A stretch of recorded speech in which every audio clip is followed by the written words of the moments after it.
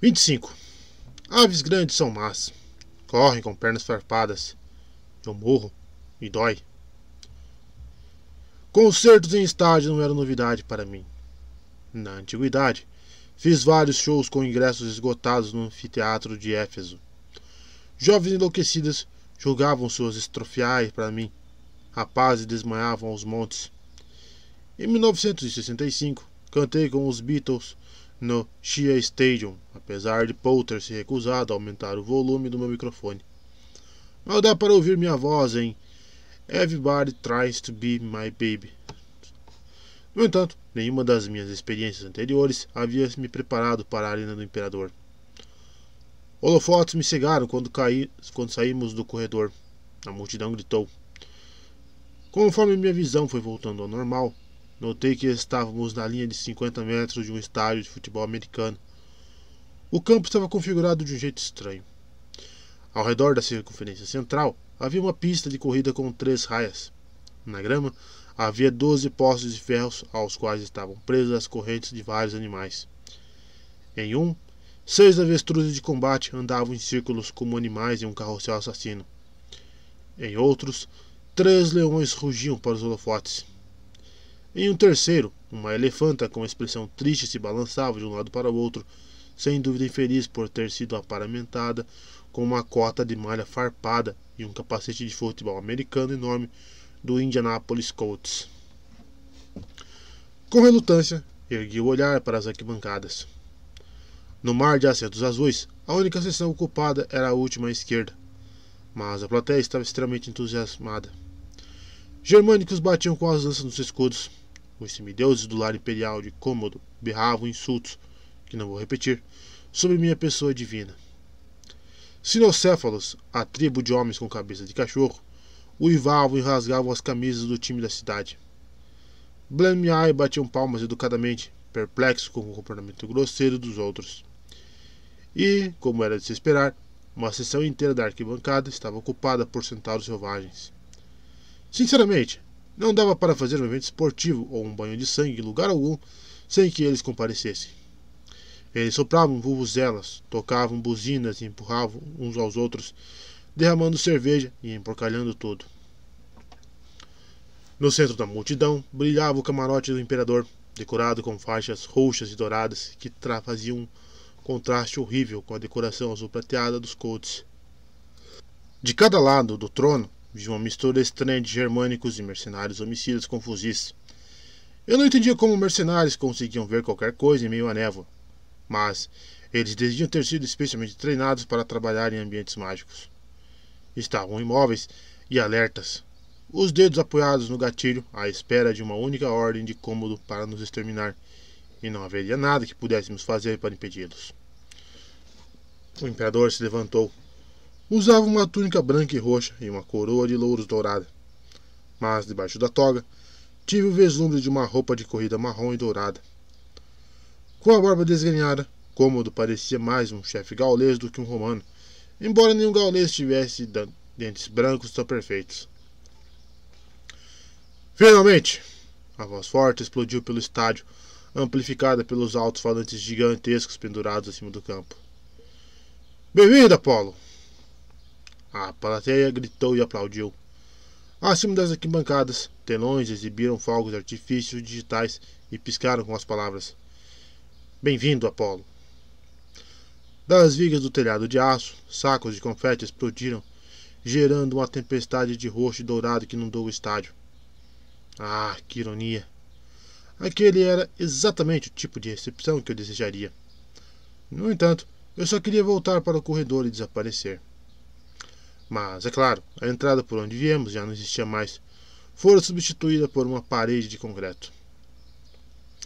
Eu me agachei da forma mais discreta possível e apertei a pequena cavidade do grilhão de ferro. Nenhuma asa voou para fora. Então concluí que tinha encontrado o botão certo para ativar o sinal de emergência. Com sorte, alertaria Joe e Amy do nosso infortúnio e da nossa localização, embora eu ainda não tivesse certeza do que elas poderiam fazer para nos ajudar. Pelo menos elas saberiam onde recolher os corpos depois. Meg parecia estar se recolhendo para dentro de si mesma, fechando as janelas mentais contra todo aquele barulho e atenção. Por um momento breve e terrível, eu me perguntei se ela havia me traído novamente e me levado direto para as garras do triunvirato. Não, eu me recusava a acreditar naquela hipótese. Mas por que ela insistiu em ir naquela direção? Cômodo esperou que a gritaria cessasse. Os avestruzes de combate puxaram as correntes. Leões rugiram. A elefanta balançou a cabeça, como se tentasse tirar o capacete ridículo. Meg, falei, tentando controlar o pânico. Por que você... Por que estamos... A expressão dela estava tão intrigada quanto os semideuses do acampamento meio-sangue que haviam sido atraídos para o bosque de Dodona pelas vozes misteriosas. Alguma coisa, murmurou ela. Tem alguma coisa aqui. Era um eufemismo horrível. Havia muitas coisas ali, a maioria querendo nos matar. Os telões exibiram mais fogos, junto com mensagens irrelevantes como defesa e façam barulho, e propagandas de bebidas energéticas. Parecia que meus olhos estavam sangrando. Cômodo sorriu para mim. Eu tive que dar uma apressada nas coisas, velho amigo. Isto é só um ensaio. Mas, como você está aqui, corri para preparar algumas surpresas. Vamos repetir o show toda manhã com o estádio lotado, depois que eu derrubar a estação intermediária. Tente ficar vivo hoje, mas fique à vontade para sofrer o quanto quiser. E, Meg... Ecoou pela arena. Seu padrasto está muito decepcionado com você. Você vai descobrir o quanto já já. Meg apontou uma das espadas para o camarote do imperador.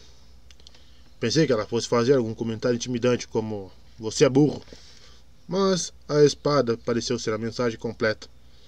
Isso me levou de volta a uma lembrança perturbadora de Cômodo no Coliseu, jogando cabeças cortadas e avestruzes nos assentos dos senadores e apontando.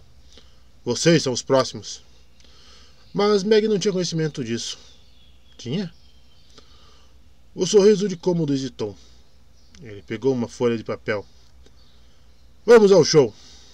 Primeiro, os cidadãos de Indianápolis serão escoltados sob a mira de armas e tomarão seus lugares.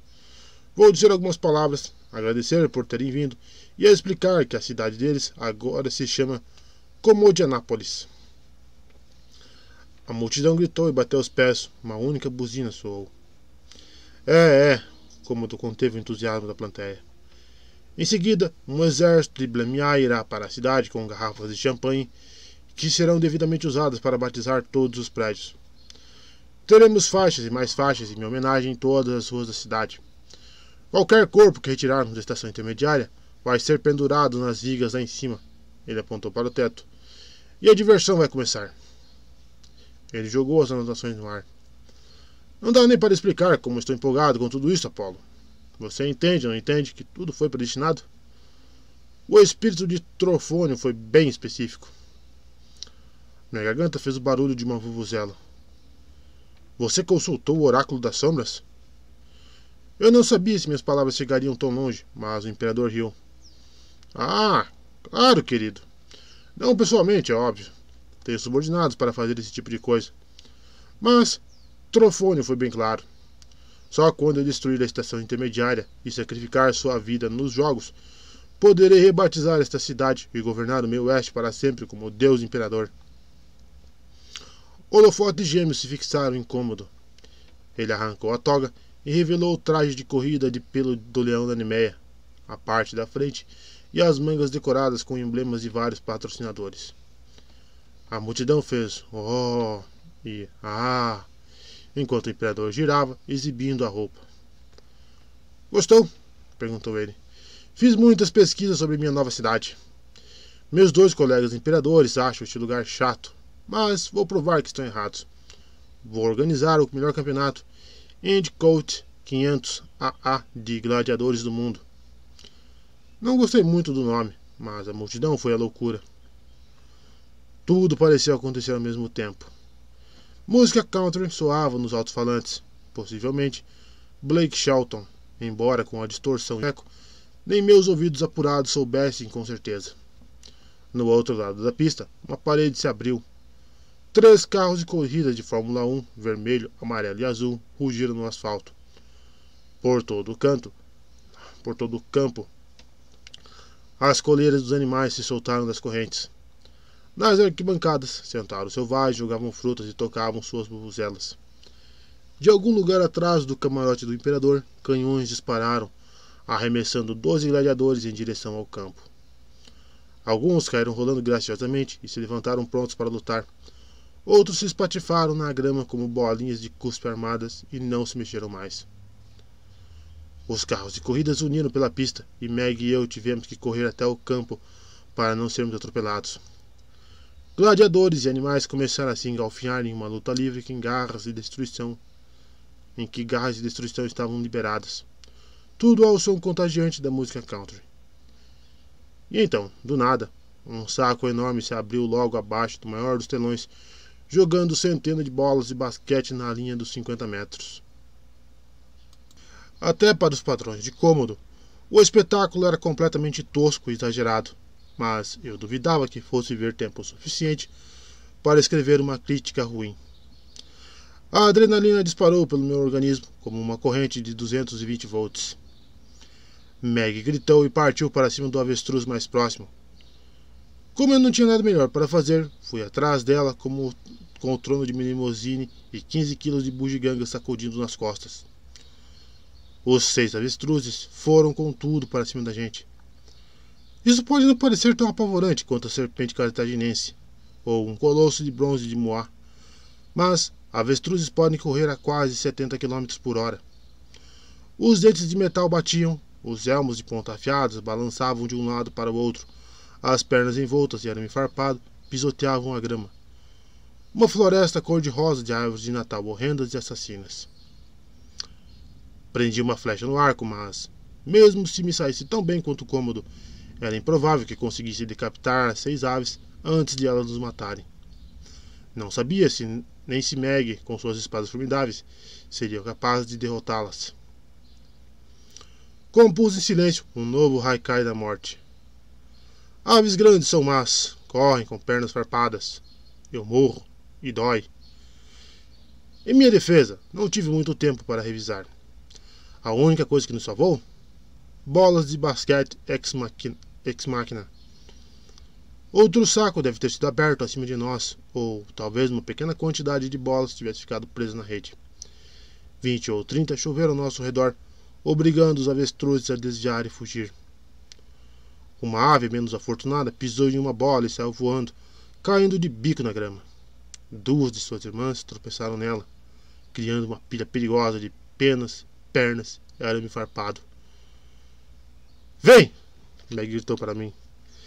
Em vez de lutar com as aves, ela segurou uma pelo pescoço e pulou nas costas dela.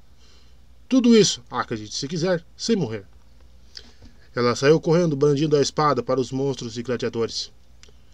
Um pouco impressionante, verdade, mas como eu iria segui-la? Além do mais, Meg acabou arruinando meu plano de me esconder atrás dela. Que falta de consideração! Disparei a flecha na ameaça mais próxima, um ciclope vindo em minha direção empunhando sua clava. Não fazia ideia de onde aquela criatura tinha saído, mas o mandei de volta para o Tártaro, onde era o lugar dele. Desviei de um cavalo cuspidor de fogo, chutei uma bola de basquete na barriga de um gladiador e me esquivei de um leão atacando um avestruz com aparência deliciosa. Fiz tudo isso, a propósito, com uma cadeira presa nas costas. Montada na ave mortal, Meg seguiu para o camarote do imperador, destruindo tudo que surgisse no caminho. Eu sabia qual era o plano dela: matar Cômodo. Tentei fazer o mesmo, mas minha cabeça latejava por causa da música country alta, dos gritos da multidão e dos ruídos dos motores de Fórmula 1 rasgando a pista. Um grupo de guerreiros com cabeça de cachorro correu na minha direção. Eram muitos e estavam perto demais para que eu acertasse com meu arco. Arranquei a bandoleira de seringas médicas e espirrei amônia nas caras caninas. Eles gritaram, enfiaram as garras nos olhos e se desfizeram em poeira. Como qualquer zelador do Monte Olimpo pode confirmar, a amônia é excelente para tirar manchas e aniquilar monstros. Segui na direção da única ilha de calma no campo, a Elefanta. Ela não parecia interessada em atacar ninguém. Levando em conta seu tamanho e as defesas formidáveis fornecidas pela cota de malha, nenhum dos outros combatentes parecia querer se aproximar dela. Ou talvez Ao ver o capacete do Colts, eles decidiram que era melhor não se meter com o time da cidade. Alguma coisa nela era tão triste, tão melancólica, que me sentia atraído por aquela alma que se assemelhava tanto à minha. Peguei meu ukulele de combate e dedilhei uma música que tinha tudo a ver com esse momento. Elephant Gun, do Beirute. A introdução instrumental era atormentada e triste, perfeita para um solo de ukulele. Grande elefanta, falei a me aproximar. Posso montar em você? Os olhos castanhos piscaram para mim. Ela arquejou como quem diz: tanto faz, Apolo. Botaram esse capacete idiota em mim. Não ligo para mais nada. Um gladiador com um tridente interrompeu rudemente minha música. Eu bati na cara dele com o ukulele de combate. Em seguida, escalei a perna dianteira da elefanta e subi nas costas dela. Eu não treinava essa técnica desde que o deus da tempestade, Indra, me fez sair de madrugada em busca de vindalho. Mas acho que montar em um elefante é uma daquelas habilidades que a gente nunca esquece. Vi Meg na linha de 20 metros, deixando gladiadores gemendo e pilhas de cinza de monstros para trás, conforme seguia no avestruz em direção ao imperador. Cômodo bateu palmas, extasiado. Muito bem, Meg. Eu adoraria lutar com você, mas aguenta aí. A música parou abruptamente. Gladiadores ficaram paralisados no meio do combate. Os carros de corrida frearam até parar.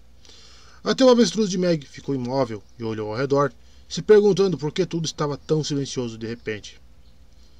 Pelos altos-falantes, tambores soaram. Meg McFry! Gritou o Cômodo com sua melhor voz de apresentador de programa de auditório. Temos uma surpresa especial para você. Direto de Nova York, uma pessoa que você conhece bem. Será que você conseguirá salvá-lo antes que ele exploda em chamas? Holofotes se cruzaram no ar. Aquele sentimento antigo pós-vindalho voltou, queimando meus intestinos. Agora eu entendia o que Meg tinha sentido antes. Aquele vago, alguma coisa que ia atrair ao estádio. Suspenso nas traves por uma longa corrente, rosnando e se contorcendo em um casulo de cordas, estava a surpresa especial do imperador. O companheiro de confiança de Meg, o Carpus Pêssego.